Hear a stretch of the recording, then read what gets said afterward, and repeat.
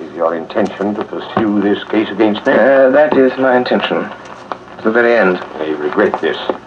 I share your regret, Professor, but... Do you think that I would be here if I hadn't made the streets quite safe in every respect? I could never so grossly overestimate your courage as that, Professor Moriarty. Do you imagine that your friend the doctor and your boy Billy will soon return? What? So, it leaves us quite alone, doesn't it, sir? Quite alone. So that we can talk the matter over quietly, Mr. Holmes, and not be disturbed.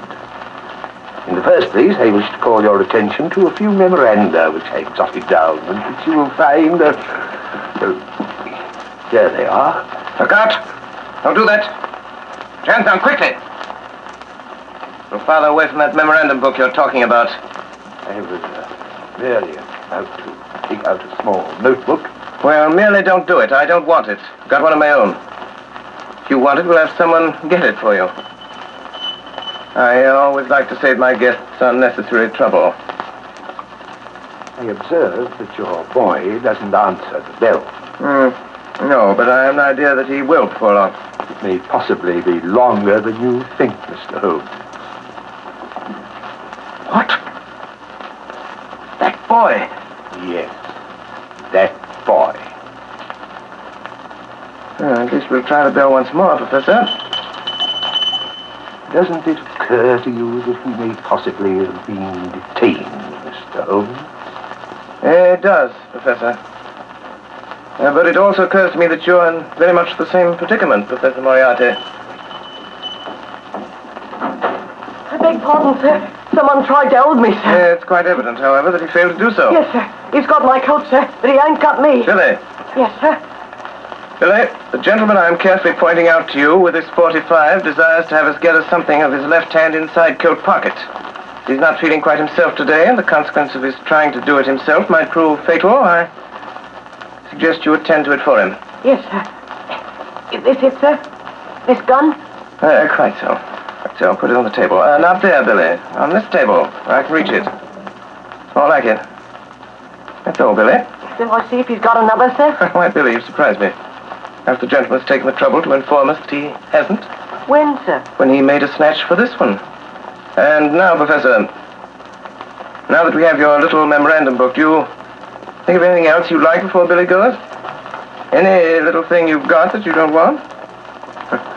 So sorry. That's all, Billy. Thank you, sir. Listen, Holmes, to me. On the 4th of January, you crossed my path. On the 23rd, you incommoded me.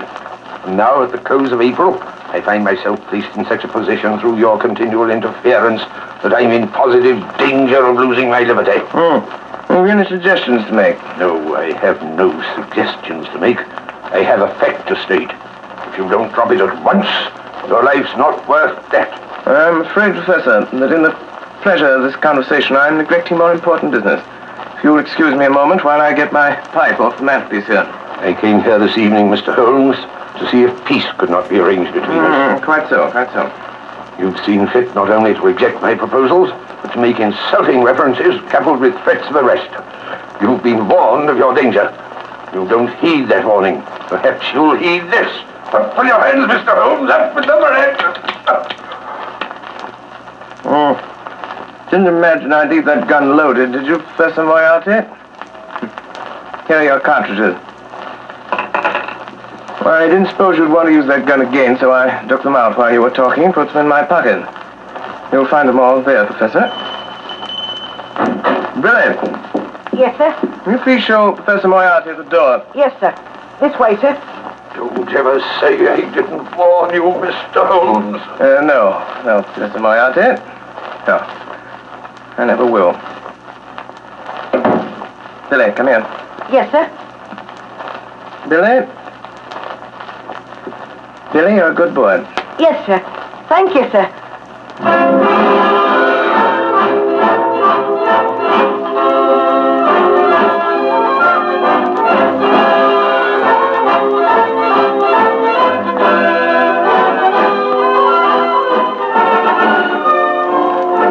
You are listening to the Columbia Broadcasting System's presentation of Orson Welles and the Mercury Theatre on the Air in Sherlock Holmes, with Orson Welles in the title role and Ray Collins as Dr. Watson. We pause a moment for station identification. This is the Columbia Broadcasting System.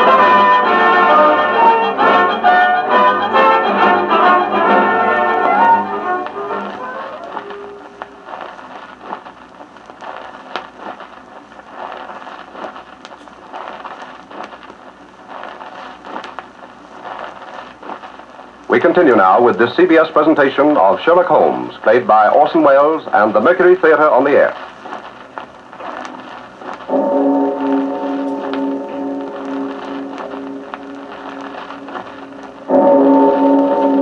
It was exactly 9 o'clock when Sherlock Holmes left the house in Baker Street. He had given the strictest instructions that no one was to follow him. If there had been no word from him by noon of the following day, we must notify Scotland Yard. I went to the window and looked after him as he went down Baker Street. A tall, thin figure in a gray ulster, walking with long, smooth steps in the direction of Langham Place. There he entered a cab.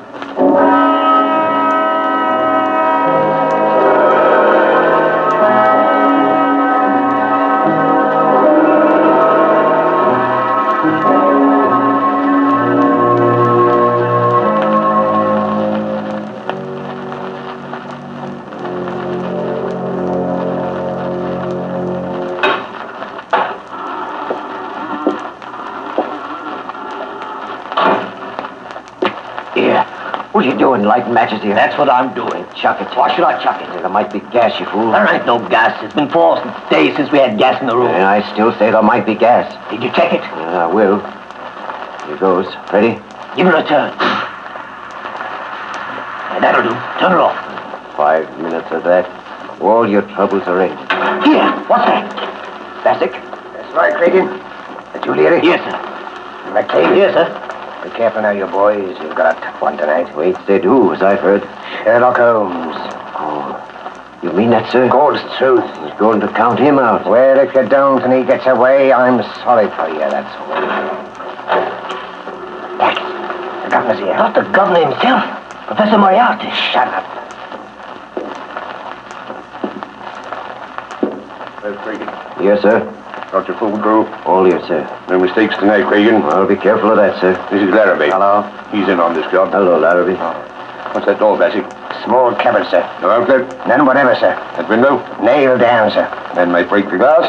If he did, he'd come up against the heavy iron bars outside. We'll have him tied down before he can break any glass, sir. You've used it before, eh? Of course, you know it's airtight. Every crevice is sealed, sir.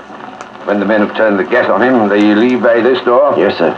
We've made quite secure. Heavy bolts on the outside, sir. Solid oak bars overall. You see how quick you can operate them. They tie a man down, sir. There's no need to hurry. Let me see how quick you can operate them. Leary. Yes, sir.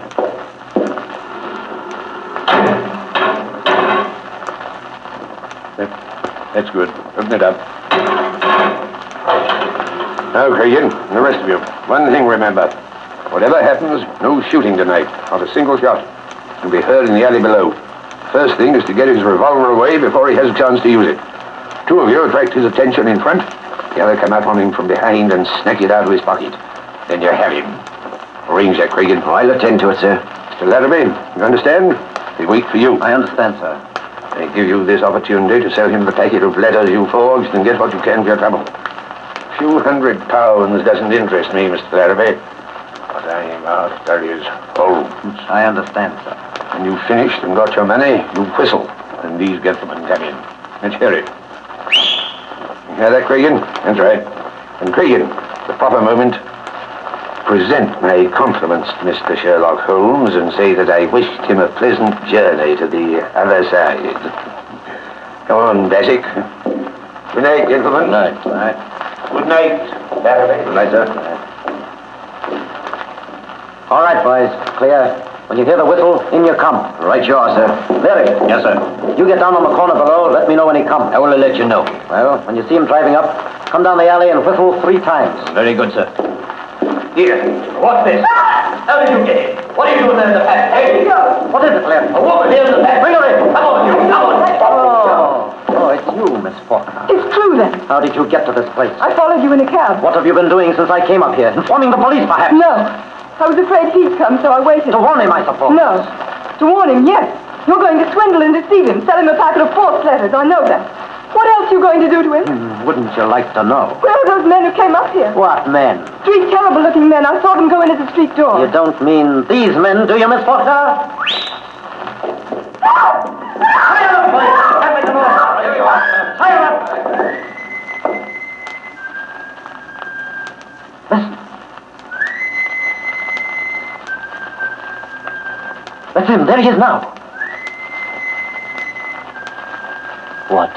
Holmes, that's him. That's the signal. You won't have time to get her out. Shut her in there in the cupboard. Yeah, that'll do. In with her. Into the cupboard. Hey, hurry, go up to this here cupboard door. Drive something in there. Here, this knife. This'll do it. That'll hold her. Now, quick, quick!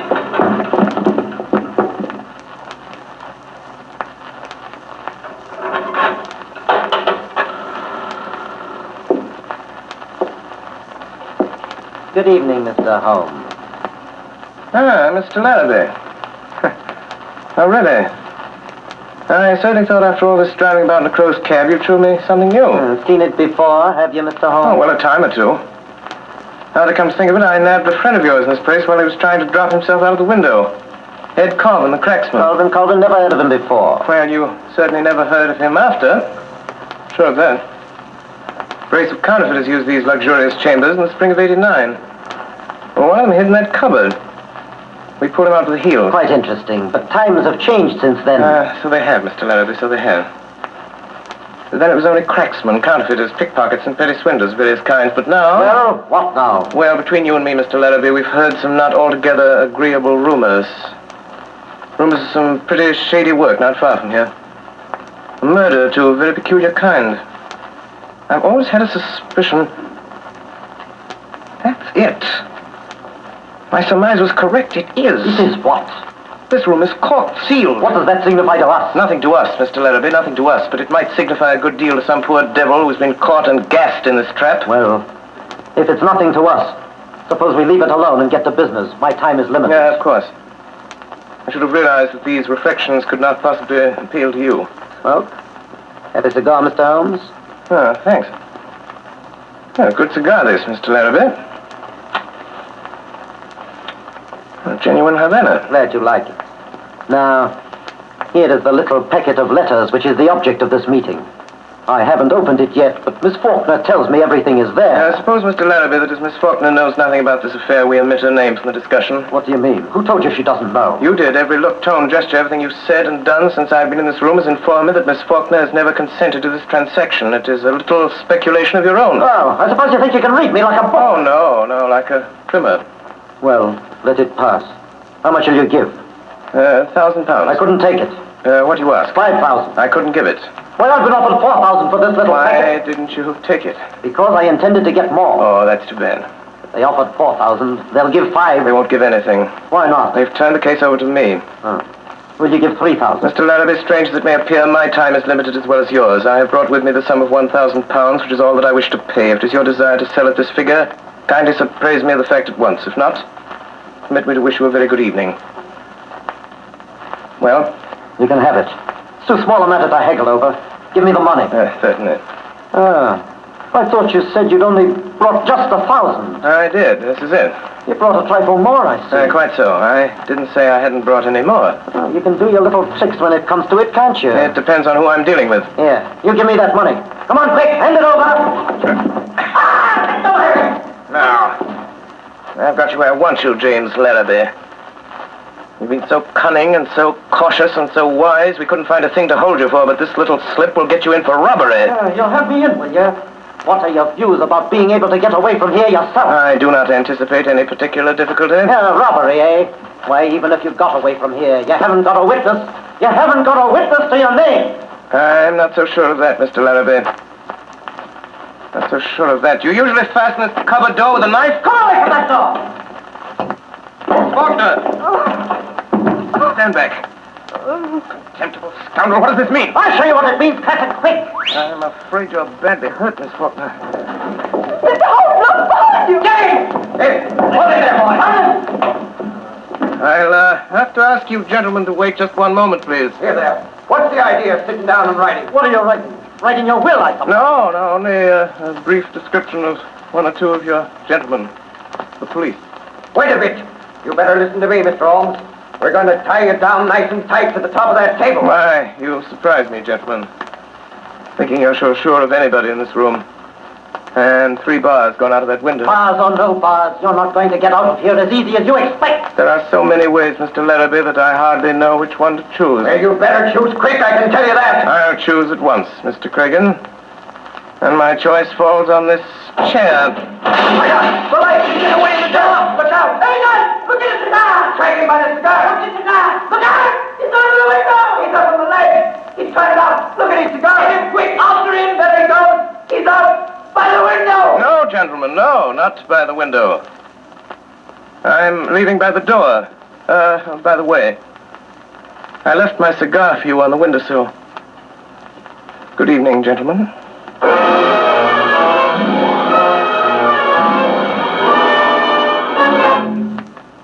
There was no news of Holmes that night, and Billy reported next morning that he had not breakfasted at home. I had a busy morning at my office in Harley Street. It was after 11 before the last of my appointments was over, and still no news of Holmes. Did you ring Dr. Watson? Oh, Parsons, is there anyone waiting? I have to be in Baker Street at noon. There's one person in the waiting room, Doctor, a lady, sir, and she wants to see you most particular. Hey, what about? She didn't say, sir, only she said it was of the utmost importance to her if you'd see her, sir. Oh, very well, I'll see her, and call a cab for me at the same time and have it wait. Show the lady in. Yes, sir. This way, ma'am. This way. Oh, Doctor, it's awfully good of you to see me. I'm Mrs. H. DeWitt Seton. Dear me, I didn't bring my card case. Or if I did, I'd lost it. Don't trouble about a card, Mrs. Seton. They said you were Mr. Holmes' friend. Several people told me that. There's several. They advised me to ask you where I could find him today, this morning. And everything depends on it, Doctor. Everything. I'd go to Mr. Holmes at once. But I've been and he wasn't there. You went to Mr. Holmes' house? Yes, in Baker Street. That's why I came to you. They said he might be here. No, he isn't here. But don't you expect him this morning? No, there's no possibility of Mr. Holmes coming as far as I know. But couldn't you get him to come? It would be such a great favor to me. I'm almost worn out with going about him with this dreadful anxiety. If you could get word to Mr. Holmes to come... I could not get him to come, madam, and I beg you to excuse me. I'm going out myself on urgent business. I have no idea where Mr. Holmes could be. What's that, Parsons? Sounded like a accident, sir. Probably nothing more than a broken-down hansom. See what it is, Parsons. That's the bell, sir. Somebody's out, sir, and they're wanting you. Well, don't allow anybody to come in. I have no more time. Very well, sir. But they're coming in, Doctor. Let the old man come inside. Can't you bring him in? There ain't nowhere else for him to go.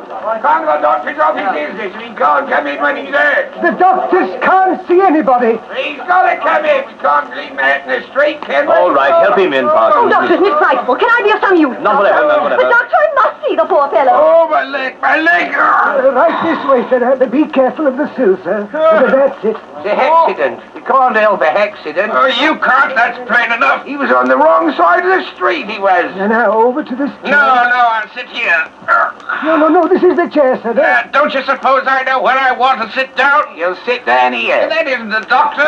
The doctor will have a look at you. Here's the doctor. That isn't the doctor. Yes, it is a doctor. Here, doctor. You just come and have a look at this old bloke, will you? He's hurt himself a little in... are you a cabman? Yes, I'm the cabman.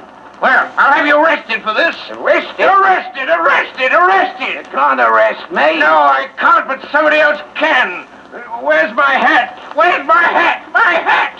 My hat! Never mind your hat. I will mind my hat. I'll hold you responsible. There's your hat in your hand. Go on, sit down. That isn't my hat. Here, you're responsible. I'll have you arrested. Here, come back. I'll go and stick around here. You know I got to go in the 10-minute meeting north. Bring your horse in here. I want to speak to him.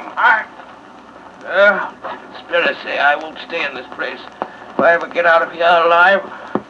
Now, what are you staring at me for, lady? Parsons, tell that cab to wait for me. I must see if he's badly hurt. Yes, sir. Now, my friend, if you'll sit quiet for one moment, I'll have a look at you. Well, stay still, will you? Well, how can I... Remarkable weather we're having, eh, Doctor? Holmes! What on earth? How about having me remove some of this ridiculous disguise, Watson? Holmes! Is that you? Quite so, my dear fellow, quite so. Holmes! Watson, don't get out that window. Look out, the blind! What do you want me to do? Nothing. It's already been done by Mrs. Larrabee here. Look out, Holmes! She can get out that way. I don't think so, Watson. Foreman! I've got it, sir. Good work, Foreman. Now take this lady in charge. Yes, sir. Very good, Foreman. Wait for me outside. Yes, sir. Oh, Watson, my dear fellow, I regret to say that up to the present time, Professor Moriarty himself has not risen to the bait. Where do you think he is? In the open streets, under some clever disguise. Watching for a chance to get at me. And was this woman sent in here? Quite so. A spy. To let them know by some signal. If she found me in the house, now they know. Pull down that blind, Watson. I don't care to be shot at from the street. I imagine we shall hear from Professor Moriarty very soon now. Mr. Holmes! Mr. Holmes! What did I tell you? He's come, sir. From where? The house across the street. He was in there watching these windows. He must have seen something, for he's just come out. There was a cab waiting in front of this house, sir, and he's climbed up and changed places with the driver. Get out again quick, Billy, and keep your eye on him. Yes, sir. Thank you, sir. Watson, if you let me have a rather heavy portmanteau for a few moments, I won't do it any harm. Parsons, my large Gladstone over there in the corner. Bring it here, please. Yes, sir. Yes. Here you are, sir. Here's the portmanteau. Thank you, Parsons. Put it down there. Thank you so much. Parsons, you ordered a cab for the doctor a short time ago. It's been waiting, I believe. Yes, sir, I think it has, sir. Be so good as to tell the driver to come in here and get a valise. When he comes, tell him that's the one. Very good, sir. My dear Watson, times like these you should tell your man never to take the first cab that comes on call, nor yet the second. The third may be safe. But Holmes, All right, I'm cabby. Here it is, cabby. Here, right in this way. This bag, I want taken down Right, I'll street. get that, right. All right. Goodbye, Watson. Bye, Watson, old fella. Wait a minute, driver. Pretty heavy, I'm afraid. Let me help you. Watson, I'll write to you from Budapest. Yes, but Holmes. Here, driver. Let me tighten up these straps a bit. There we are, that's right. I'll hold it, driver. You pull the strap. A few little things in this bag that I wouldn't like to lose. Right, you will see. And it's just as well to make quite sure. Is it not, Professor Moriarty? By means of a simple pair of handcuffs. Blast you, Holmes. Do you imagine, Sherlock Holmes, that this is the end? I ventured to dream that it might be. Are you quite sure the police will be able to hold me? Professor Moriarty, I'm quite sure of nothing. Take him away, Foreman.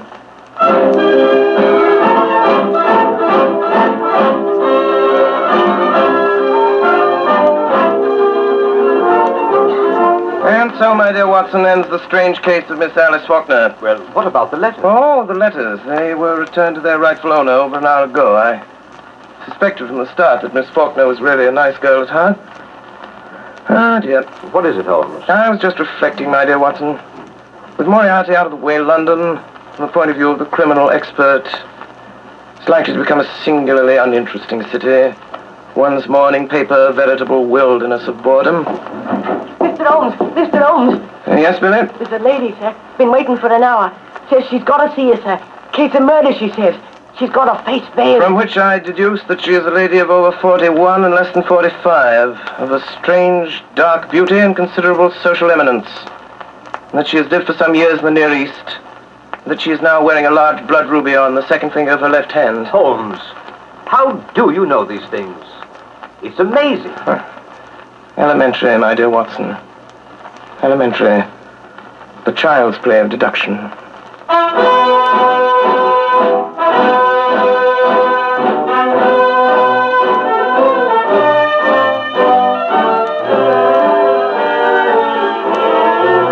Again tonight, the Columbia Broadcasting System, through its affiliated stations coast to coast, has brought you Orson Welles and the Mercury Theatre on the Air, the 12th production in this unique series featuring Broadway's and radio's most celebrated theatrical producing company.